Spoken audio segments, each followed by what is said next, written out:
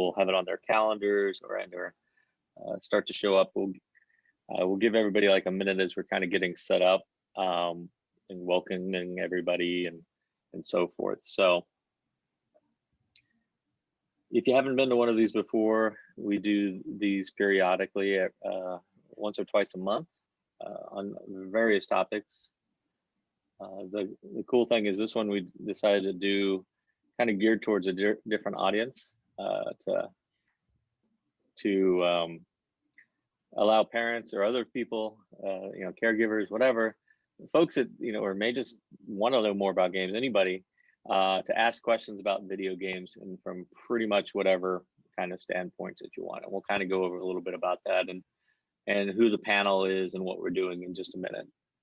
I'm stalling just a little bit for time so that late minute stragglers as they come in won't miss too much. So, but we've already started recording, so we'll go ahead and get started here in a second. So we've set aside this time. We normally do these around lunchtime during the week, but we figured if we're shooting for parents or caregivers or people with children, then it might make more sense to do it, after work, after school, etc. And so that's why we went with the 5:30 to 6:30 time slot versus our normal 12 to 1. So for today's presentation, you guys may or may not know who we are, depending on where you got this information and where you saw this and so on. So and this is being recorded, by the way, so if people get on late, we'll be able to tell them that. If you want to pass it on to friends, if there's information, or if you just want to give them the resources we talk about as we answer questions, this will be recorded and shared on our website as well. So real quick though, who are we? In case you're not aware of who's even hosting this event and kind of where we're coming from in the background and why we decided to host this, we're going to run through that real quick and introduce our panel as well. So this is obviously all part of a big effort by George Mason University, where we have games as a degree. So we have game.gmu.edu. We actually have undergraduate and graduate degrees in game design. They're very unique. There's a lot of great pieces to them, and we'd be happy to talk about that as part of the question and answer. We do open houses on that program all the time, and it's a great program, expanding, doing a lot of great stuff. It's a degree. It's a full-fledged, 4-year degree with all the stuff that you need to do, and it prepares you for a career.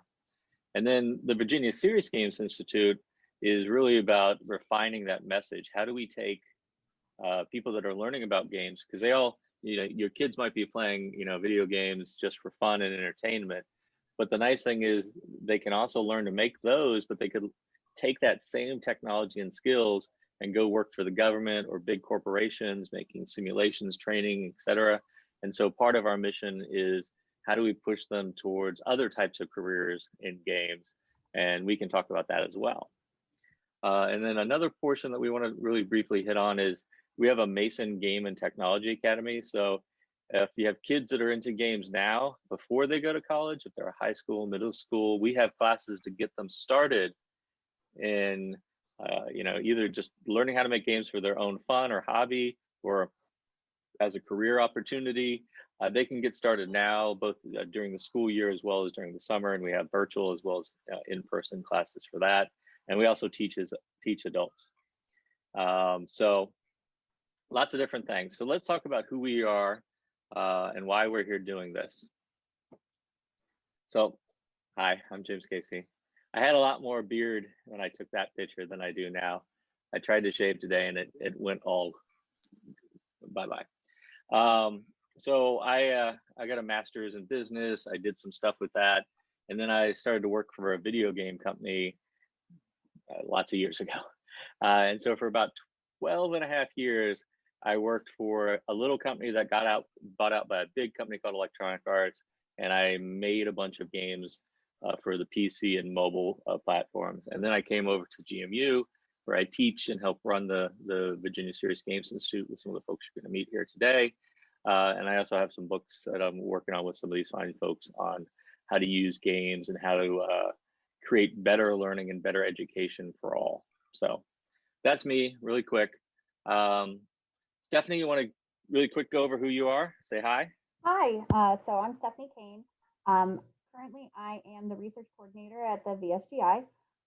Prior to that, I was the administrative assistant in the office, helping all of our companies and the VSGI in general. I got my bachelor's degree at George Mason University. I actually got it in history. And then I decided that I didn't want to do just history. And instead I thought that I could use my research skills and apply it into serious games and research on how we can make those games better for everybody. I also co-authored a chapter in the book called Serious Games and Personalized Learning with Games and with Dr. Scott Martin, who is also in the computer game design faculty. And I'm also the mom of two little kids. So I'm also a parent and we embrace gaming in our house. So that's always cool. Excellent, thank you. And I'm still a little kid at heart, so that counts. Plus, I have nieces. Whoops, went past Sang way too fast. What happened to my slideshow? Hold on. There we go. Hi. Sang, introduce yourself. Yeah, welcome everyone. My name is Sang Nam. I'm the director of computer game design program at George Mason University. And I'm an associate professor teaching augmented reality, virtual reality, and game programming at the computer game design program.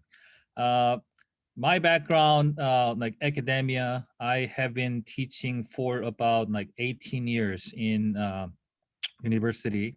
And my background includes researching about how we can teach better and how we can learn better. So I was awarded 2010 National Teaching Scholar by Carnegie Foundation. And currently, I do have my own game company, and we are making games that helps people learn about the important things. For instance, we have a grant from USAID and helping teaching female adolescents in India about reproductive education. And also, we are making games for teaching entrepreneurship or some other educational uh, applications. And my company holds U.S. Army ITES SW2 contract. So this one was initiated like last year. So U.S. Army will spend $13 billion to create or produce like these games and software. And my company hold a contract or have a right to create software and games for U.S. Army. And for the academic background, I am associate editor for the journal entitled Entertainment Computing. And I have two Excellent. daughters who love There playing you go. games, and That's part of the key. yes, they play Roblox all the time. Yes, Oh and man. I'm fully supportive on that. And Roblox just went public today, That's I right. think. That's right. Yeah, yeah. So So I am they're actually considering some like buying some stocks. yeah. You should. Yeah. It probably will go up. It's a Yeah. big company. So that's kind of us. So the format for this, and hopefully we got some few people on now, and we'll have more that will join us hopefully as we go forward. But the idea behind this isn't we're not here to lecture. We're not here to just spit out a bunch of facts and then have you ask questions and answers. This is an Ask Me Anything where we're just going to start off with the premise that there are things you want to know. I've got a bunch of websites queued up that have facts about the game industry, you know, prepared to talk about slang or jobs or game program, almost anything. And that's why we have three different folks here on our panel. So really what we're going to do is we're just going to open it up to folks. So you can ask questions in chat, just type it there, and as we see them, we'll answer them. You can raise your virtual hand and we can call on you. You can do it verbally or visually if you have your webcam, that's fine too. We're going to try our best to answer them. We're not going to be able to answer everything. hopefully we can try, but we'll go through that, and then we'll go until we run out of times or questions. So we already have a hand up, so that's great. We're going to start with Randy, who's walking around a little bit, and just ask your question, and then we'll try to answer it, and we'll go from there. And if we can bring up facts or figures or anything to support it or help you out, we will do that, and we'll put links in the chat, etc., as needed for everybody. So Randy, go ahead. Yeah, thank you for putting this together and for taking my question. Yeah, is there any type of diagnostic, a test, if you will, or some kind of a protocol that any of you use in order to find out how able a child is in coding, in programming? Is there some kind of a tool, a metric that you can use to see if they get it and they can go on and get it more and move in a certain direction, rather than teaching them the basics from the beginning and then it moves along slowly? I mean, I have some thoughts on that, and I'm sure Sang, you probably do too. Do you want to take that one to start with? Because I know you're more of a coder than I am. I self-taught myself how to read it, but do you want to start with that one? And then I can also chime in if need be. Okay, it's really a hard question because the ability to code, the reason why I said it's hard is because now coding as of now is not that hard. I mean, you might wonder why this guy's saying it's easy, but when I started coding, it was hard actually because we didn't have good software. So what happened was you coded like thousands of lines. Then if you have like one or two mistake, your code doesn't work. And then you actually have to read everything from the beginning to find that error. But now we are using like a IDE, which is integrated development environment. So any coding software these days use that, meaning you don't have to memorize whole code, because if you type like first couple of letters, actually that software will bring the list of code you want to use. So to me, it's not really about anybody should be or anybody like qualified to learn code, how to code. It's more about like that commitment level. If someone's really committed and curious about all these things, that person will like keep going and learn. A lot of times, people drop out from coding classes. Yes, sometimes they don't get enough help, but more likely, all this negative experience kind of push them out. Not necessarily because they cannot learn it or they cannot code it. It's more about that negative experience from the learning environment. So going back to your question, as far as I know, I don't think there's any like, I mean, you can find some website that claims they offer coding tests for kids, but I don't think it's really like uh, it doesn't really have like authority to tell someone's like better than studying coding. Again, it's more about the commitment level, someone who wants to study coding. And one thing I really want to emphasize though is, again, coding these days a lot easier than like 10 years ago or 20 years ago. Like previously, again, you have to memorize all syntax and then you have to type them. But now, again, we use this IDE, and then it's more about logic, and it's more about how you are going to put them together.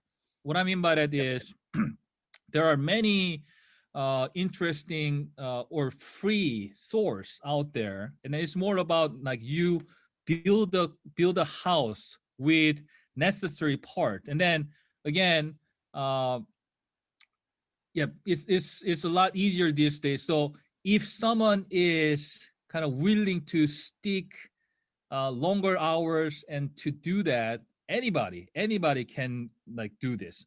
And another good thing is these days we're talking about artificial intelligence, and then we are actually really looking at the time, maybe in 5 years or even sooner, like some simpler coding will be coded by AI.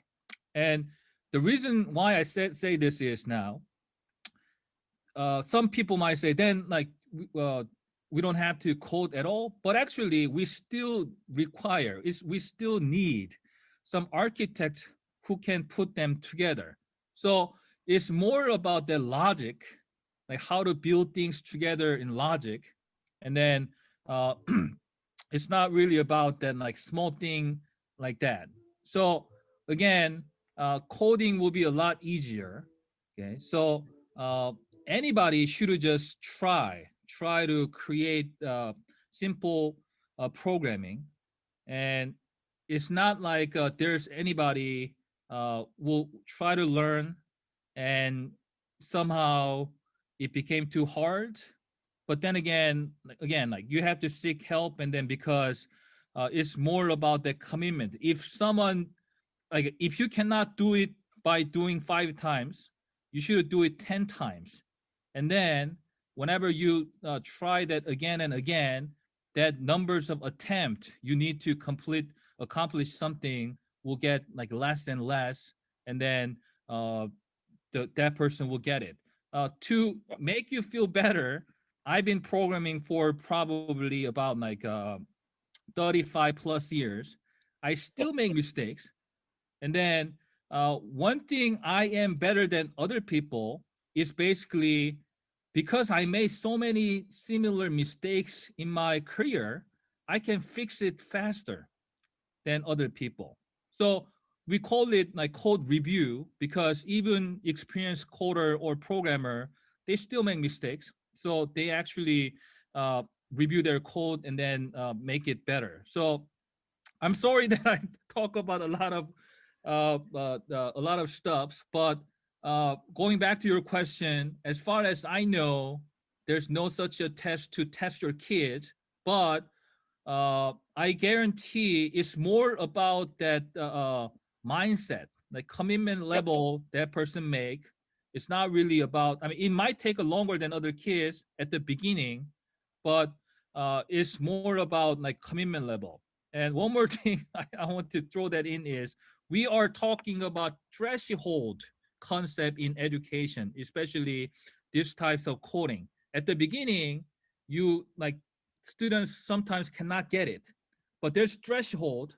Once you pass through that threshold, I mean, you will pretty much get it. But sometimes to pass through that threshold, like sometimes like it takes a little longer, and then people usually give up not because of data because of the subject is harder, but because that negative experience from the learning environment. So yeah, as long as you encourage your kids and then you get them good help or tutor, and that person will eventually get it. Yep. And I think and that's why I let Sang go first, because he's always going to go down that technical route, right? Like, but I know like and there's different ways I think you can gauge it on your own. So for example, I know Stephanie, you've looked at different kinds of things like robotics kits or other little toys, and I don't remember the names off the top of my head, but there's things out there that you can basically, they start to program a little robot to move around because that's fun, and that's the start of it, right? Because they're creating loops or they're creating command sequences. Or I put up as a quick share, this Swift playground. Again, it's something for the Apple ecosystem. It was the quickest one I could think off the top of my head. But you'll notice that the screenshot that they're highlighting is not about, it's not showing you a bunch of code. It's actually, your goal is to move somebody around a map and to complete like fun things, right? If you can engage the passion and the and fun of something, then people will get it. That's why when we start off, especially with younger kids, Roblox or Minecraft are great ways to gauge people's interest in it, because if they get into it and they're like, well, how do I make new stuff? You know, they're going to be more likely to play around with that and learn the lingo, right? And the nice thing is they've made it simple to get the logic that Sang mentioned of coding into their head first, and then they can start to learn some of the rest of it. And then like even when you're talking about different types of game scripting, which is coding, the Unreal Engine actually has this kind of flowcharty type of visual scripting. Again, a different style that appeals to different people. And so based on what you see as a kid starts to pick this up, you can kind of gauge where they're going to go, right? When we get people in the program that are either doing it during the summer with the Mason Games Academy or with coming to the university, everybody has a kind of idea. Yeah, no, they're more artistic, or they're techie codey, or you know, they have a lot of cool ideas. But then when they actually do it, if you sit them down in front of these little things or a tutorial, there's plenty of great tutorials where you can just see if they like what they're doing. In fact, Unity, which is one of the big game engines, let me see if I can find that while I'm talking, just created tutorials based around Lego figures. So everybody loves Legos and everybody loves games. And so what they did is they created this whole set of tutorials.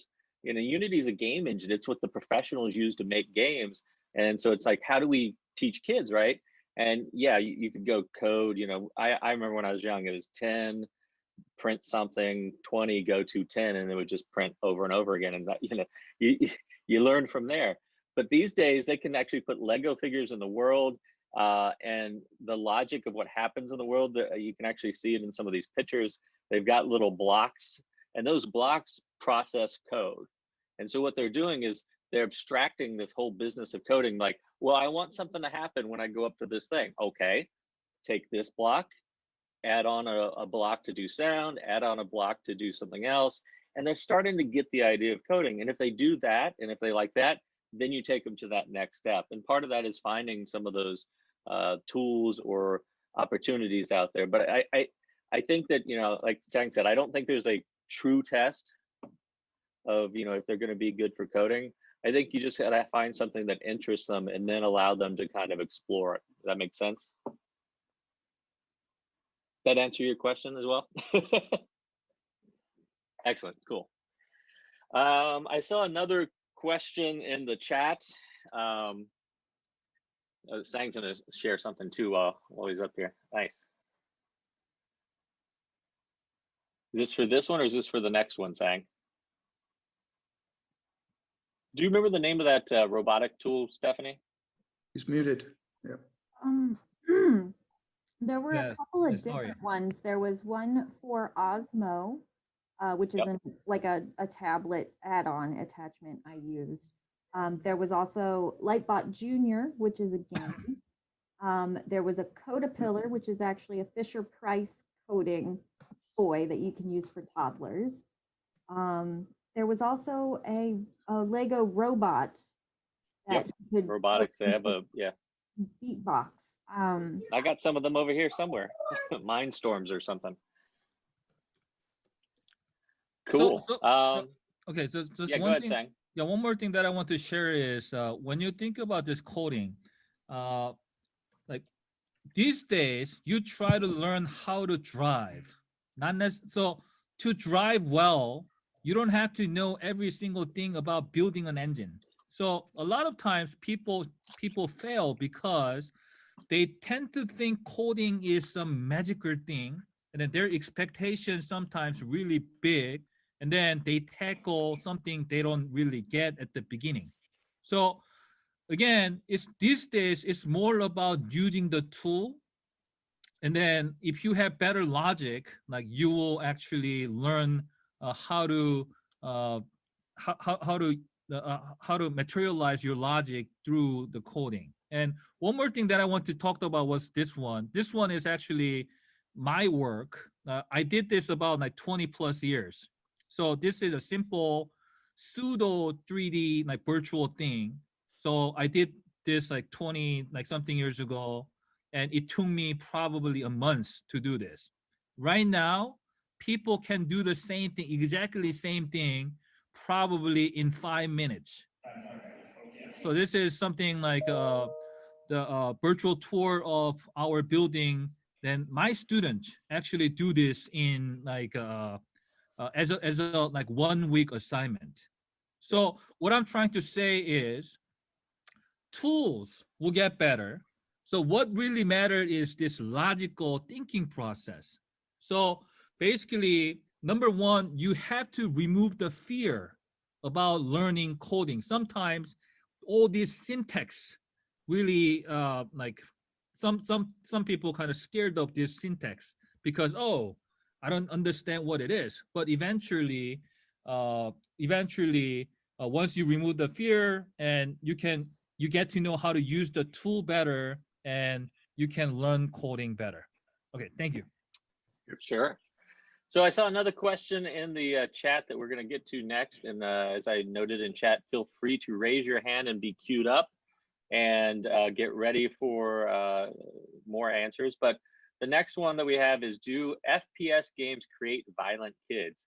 And so again, let's actually, before we go into that, not everybody may know what an FPS is, right? And that's another things that games bring to the table. And so if you have questions about just what the heck your kids are talking about sometimes with noobs and people being sus and all this kind of crazy stuff, that's another whole area we can kind of tackle. But FPS means first person shooter. It's basically your Call of Duty, your Battlefield. Fortnite is essentially, well, actually that's a third person shooter, right? Technically. But again, it's that same kind of genre. It's like, do games with guns create violent kids? And honestly, this could be its own talk. Do you want to start? I saw you already shaking your head there, Stephanie. Yeah.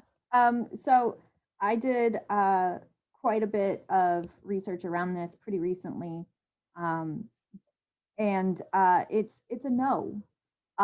There's bunches of different studies. There's one that shows that aggression earned during playing video games is no more than the aggression that somebody would get playing sports, and it fades after 20 to 45 minutes within the hour, and then you're back to normal.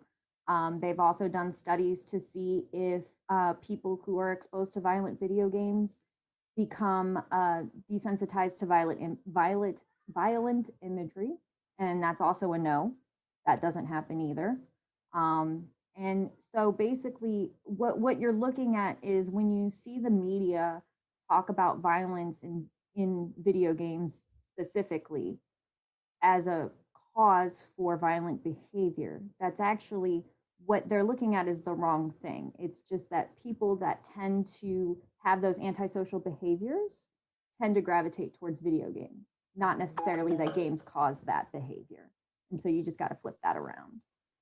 Yeah, and then to be honest, we've seen this exact same argument play out in almost every medium, especially in the infancy of those mediums. I mean, think about what you see in movies and TVs these days that are much less regulated and probably have worse parental controls than some of the stuff you can do in gaming.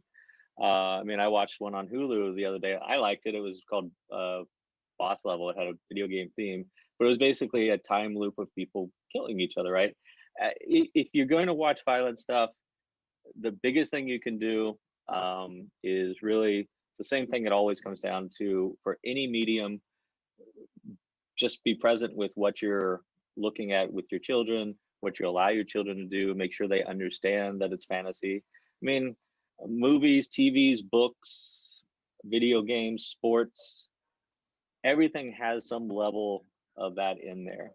And again, it's how they are taught and examples that they're given that they see that really influences them more than some of these mediums. And that's what I think Stephanie's seen a lot of her research as well.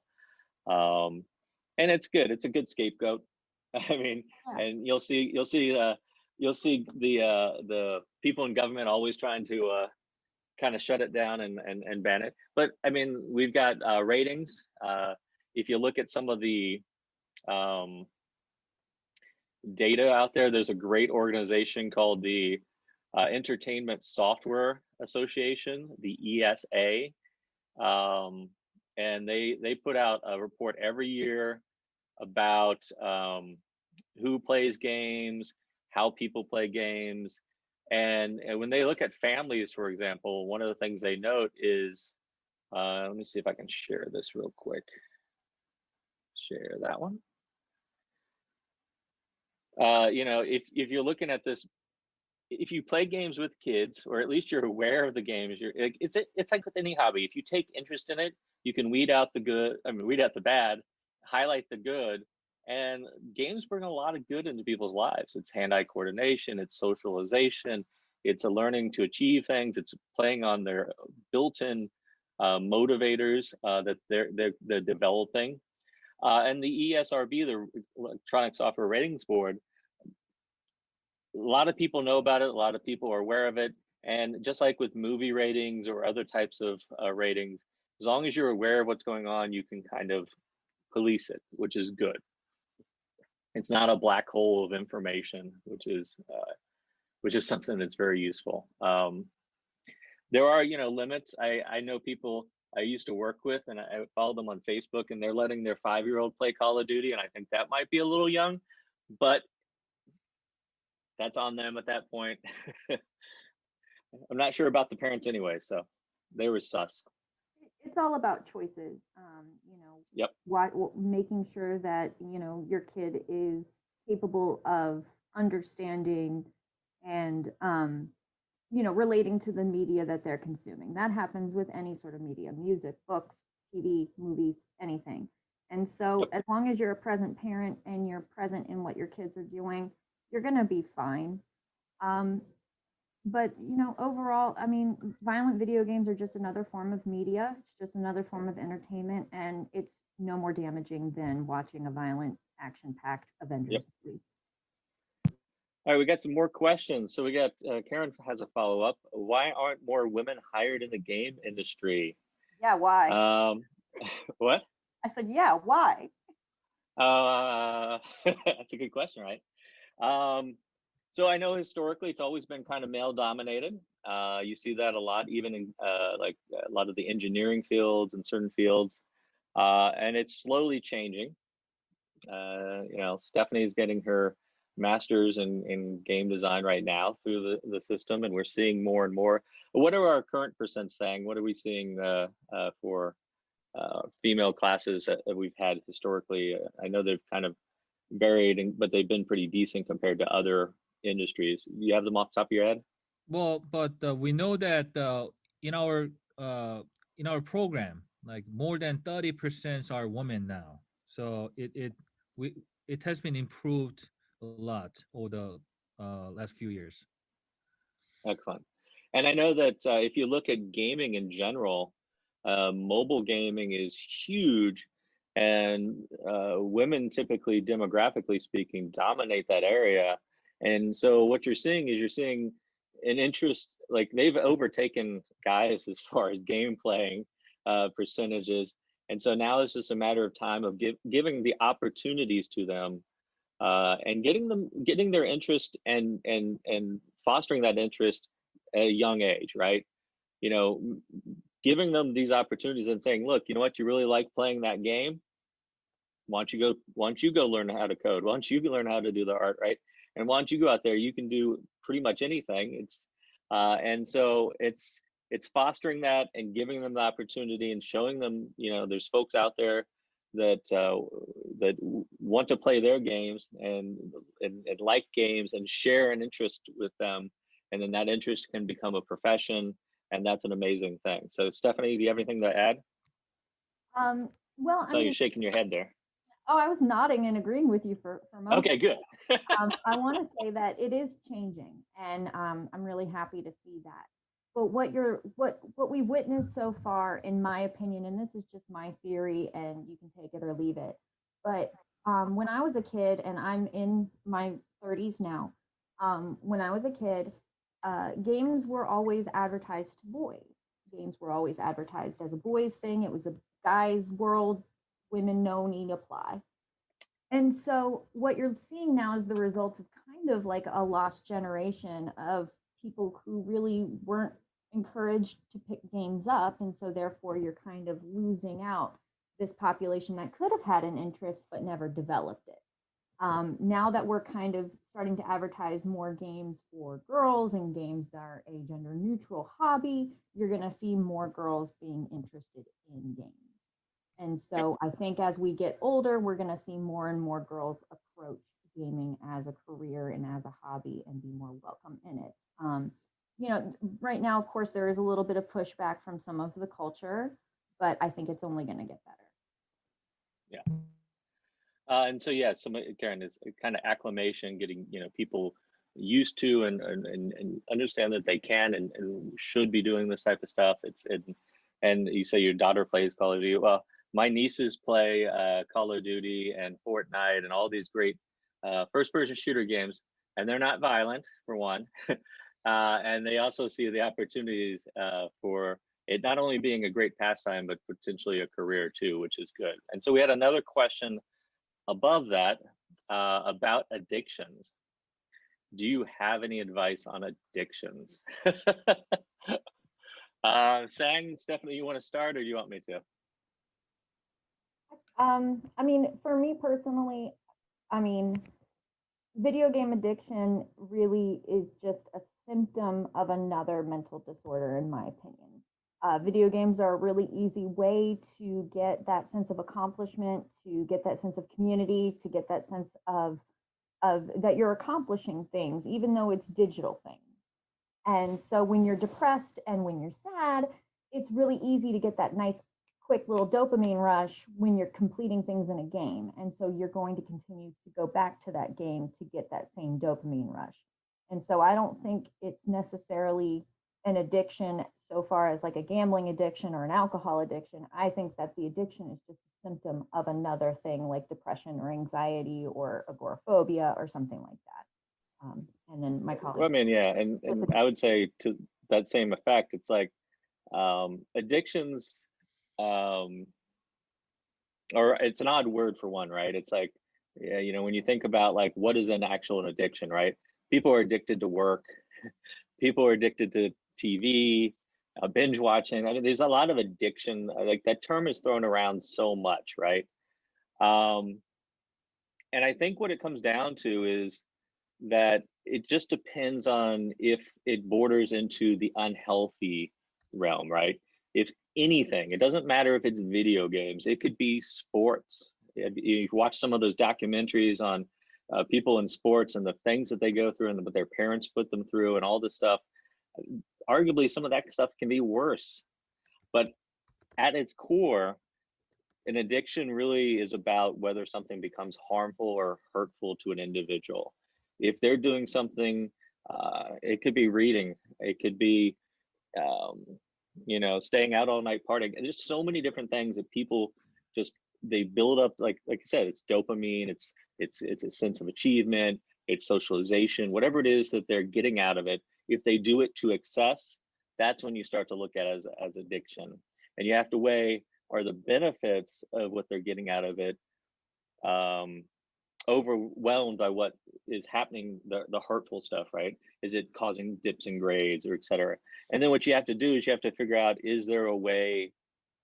Oh yeah, and Sang put a great book up that talks about like how games can actually make things better. You have to figure out, how do you balance that, right? Like you don't go cold turkey necessarily, but like, can you harness their passion for something into something good? Can you temper it in different ways, right? I mean, there's a reason that like gamification is a hot topic. It's the idea of taking psychology of games and putting it to other stuff. It's like when you take exercise, for example, and you put achievement metrics in there, like Fitbit did with community and going against each other. It started to harness, it's for good. I mean, there are people addicted to running. There are people addicted to almost anything. So really, it kind of breaks down as like, how do you temper that? Like, if you go too hard on it, does it then also start to, like, oh, I'm getting punished for liking something. But so it's a balancing act. I don't know. Did you have anything to add, Sang? I know that book is a great option though. So basically kind of same idea, because people get addicted game why, right? That we have to think about why, and then if there's anything better than game, they probably don't play game. But obviously game designers or the game creators so smart to give them like continuous of work, and they can kind of finish it within certain time so that they can get this like feeling of achievement and keep going back. So Yep. the idea is how we can advise kids to prioritize certain things over game. And usually it just doesn't work if you just limit their screen time, or if you just kind of push them. It's not going to work.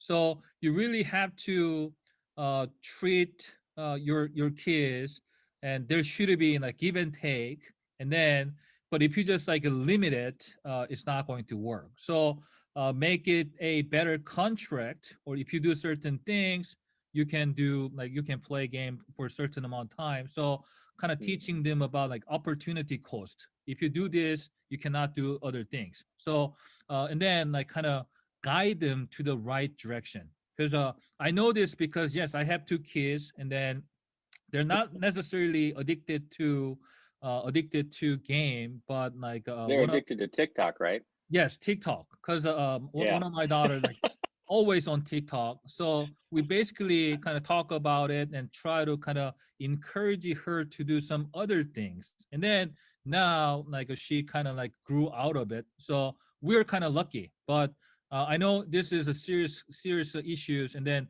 the book, The Reality is Broken, is basically talking about why this like system, our reality is kind of broken, and that's why like people kind of want to escape to this game world. So in a sense, yes, number one, you have to talk to your kids. Number two, you really have to kind of find the balance, kind of pushing them, but at the same time giving them like different choices. Got it. And I think there's a follow up there about, is it okay for OCD kids to play games? And I think, and I mean no offense by this term either. Like I think that OCD is one of those things, you know, obsessive compulsive disorder, where the terminology has been used to describe a spectrum of things, right? But when you really are talking about the OCD disorder, it's usually a debilitating. It causes issues because there's so many different things you have to do, and in that sense, it's something again, kind of like addiction. You have to balance it. Is what they're playing in a game going to trigger something that causes them to do things so repetitively that it becomes a detriment? And that's something to think about. But to be honest, I mean, it depends. Like, you know, like there's certain elements, and again, this is where the terminology gets weird, because everybody always goes, oh yeah, I'm very OCD about that. It kind of, to some degree, minimalizes or trivializes, you know, those that have the stronger, you know, disorder. But the motivations for playing games are all built around these different things that people have innately in their psychology, right? Like there's a bunch of different types of gamers. There's the bottles types of gamers, you know, and some of them are based around achievements, and that's getting everything that you can, or exploring, or being the best. And so it's always kind of pushing towards people really getting into it and feeding that. And again, if it becomes something where it becomes detrimental or harmful or hurtful, that's when you need to look and go, is this actually fun for them? Or has it become something beyond that? And that's so I would say, depending on the definition and what you're talking about and level of that, then it may not be a problem, or it may be a problem again. So that's I hate to use that answer, because it's you know, it's a unknown, because it depends on the person and the level of disorder and the spectrum that it is. So I think we caught up with all the questions so far. I don't see any hands, but we still have some minutes left. So if there are additional questions, raise your hand, type it in the chat real quick. I can put in to the chat some of the links that I would say that you might want to look at if you're looking for information. I know we did some earlier for our own areas. So if you're interested and your kids want to learn more, or even if you wanted to learn how to make games, we have the Basic Game and Technology Academy. That's a great one, Sang. The Higher Education Video Game Alliance has a lot of reports on the industry. There's another one. You can also, if you're just interested in basic facts about games, a lot of statistics sites out there. I mean, if you're not aware of it, games have overtaken, say, like the movie industry in terms of dollars. They're rapidly becoming one of the biggest forms of entertainment in the world, because think of it this way: you can make a movie, but now you can actually be interactive with the movie, and the level and scale of what you're doing is almost the same in some cases, or better. I mean, they're using video game technology right now, the same thing to make games, used to create virtually everything you saw in the Disney show The Mandalorian, and really revolutionizing how they're doing filming there. So there's a lot of great stuff happening with games, and a lot of things that you can kind of hopefully, um, if your kids love games, point them towards a career in it, because it's not the weird thing that I think it was in my day, when there wasn't even a degree. um, and it's become such a big part of everybody's life. So I think that's huge. So excellent. There are some other places that you can go. Like you can find, like if you're wondering about you know how games affect people, Google Scholar is a great place to start looking up research articles. That's what we use a lot when we've been doing some of the book research, or some of the stuff Stephanie's doing for her master's, etc. Um, a site that I use on occasion, and I use this when I've used this for years. We used it when I started in the game industry, when I was doing customer service. I can't see that. You might have to hold it up better. It's the dark there. Video games and education, nice.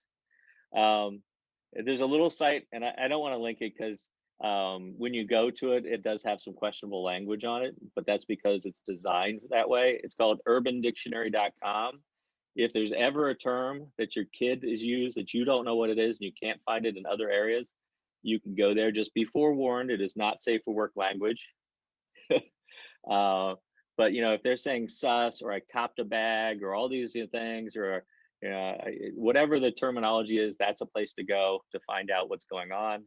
What are my favorite games? I like shooters and games of that ilk. I like being able to be kind of in control as a first person, whether it's exploration, shooting, or they're all kind of merging at this point. What about you, Sang? What games are you playing right now? A lot of mobile ones, right?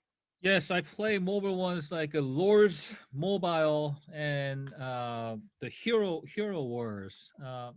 Sometimes, I mean, like, yeah, I just play for pastime, and then yeah, nothing really meaningful. But I sometimes like to see the guild, the people who, Yeah. and then I found out actually in my guild in Lords Mobile.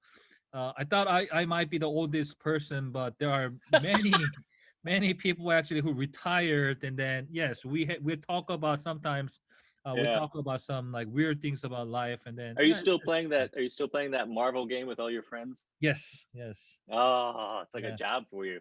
I know. And actually, I for mobile games, the one I do play is called Genshin Impact. It's an amazing game for both mobile and PC and things like that. That's Hmm. it. It's amazingly done. What about you, Stephanie? What are you playing right now? Right now I'm playing Mafia 2, so I'm actually going back and Nice. play all of these older games that I kind of missed out on, just for various reasons. But my favorite games are always like the the really story heavy ones, the ones that have something to say. If you have a good story and good characters, I will play it. I will play anything. Um, I really love Legend of Zelda. I always kind of have. I wish that Well, they did it with Breath of the Wild. Breath of the Wild was a good, pardon the term, breath of fresh air into the Zelda series. But you know, anything that's gonna make me care. I like story, things like that. So you know, Until Dawn was a lot of fun. Breath of the Wild was a lot of fun. I like Final Fantasies, those kinds of things. Cool. So lots of variation, which I think is what's great about the games, right? Is like there's so many options out there. You know, you can play games and sit in front of your like you can sit on your couch and play games for hours. You can get on a bus and play games for while you're on the way to work. You can play games on the toilet because you know everybody does it. It's fine. That's what mobile phones are for, apparently, or tablets. But I mean, games show up almost everywhere. I mean, you go to restaurants now and they have those stupid games on those little screens on your table to try to get your kids to play. And I'm like, come on, that's what they have phones for. Um, so I don't see any additional questions. So we have a few minutes left. I do appreciate everybody who showed up. I do appreciate there's some great questions there. And the reason we want to do this again is because you know, you don't necessarily like finding the right kind of information or resources for something, especially if it's not something you're interested in too, right? We get a lot of that with parents, right? It's like, why does my kid watch Twitch? Why do they watch somebody play a game for hours on end? Why don't they just play it? And I'm like, same reason you watch sports, same reason you watch anything that you're not actually doing, right? It's like, you know, it's like it's about taking the point of view that they have and applying it to a point of view that somebody else has, and then that way you can kind of empathize or sympathize with them because you can see how it relates to something that you enjoy or someone else enjoys. And I think that's really the key at the end of the day, is if you can find that connection, you know, because games aren't everybody's bag, you know. I get it. You know, especially in serious games when we're looking at how do you create a simulation or a training, and you've got this joystick where you have to use a keyboard and a mouse to move around in this virtual space, and we had a lot of people that didn't grow up with games, and then all of a sudden it's like, oh hey, how do you do this? And so you have to introduce them to it, and then once they get it, they get it. So we do appreciate everybody coming out. If we don't have any additional questions or we don't have any hands, which I don't see, we'll go ahead and start to wrap it up, and people are welcome to take off. Yeah, go ahead. Again, thank you for coming by. And we have more speaker series lined up in the future that you can have folks come out to. We've got one coming up, and the date is staring me in the face and I can't think of it. I want to say it's the 24th. Michael, do you know offhand? Can you link it in there too? It's on making a board game by one of our great professors that's actually made like 3 or 4 of them himself. He's got one going on Kickstarter very soon, and it's a great topic. And then after that, Stephanie comes back and is going to talk all about, am I getting the title right? Gender, identity, and virtual reality. Close enough, yeah. Okay. It's body ownership in virtual reality, and it's about how we can use VR for gender non-conforming kids. Yep. So lots of great things, and we're always open. If you want to connect, we have our email and contact on our website. If there's ideas of what you would like to see about games or information you want to know, send it our way, and we'll try to set up a speaker series about it. So thanks everybody. Appreciate the time. If you like this or you like the information, you want to pass it on, it will be posted on our website probably tomorrow or the next day. Thanks, Stephanie. Thanks, Sang. Thanks, Michael, Riza, for setting it up. Thanks, everybody, for showing up. Take care.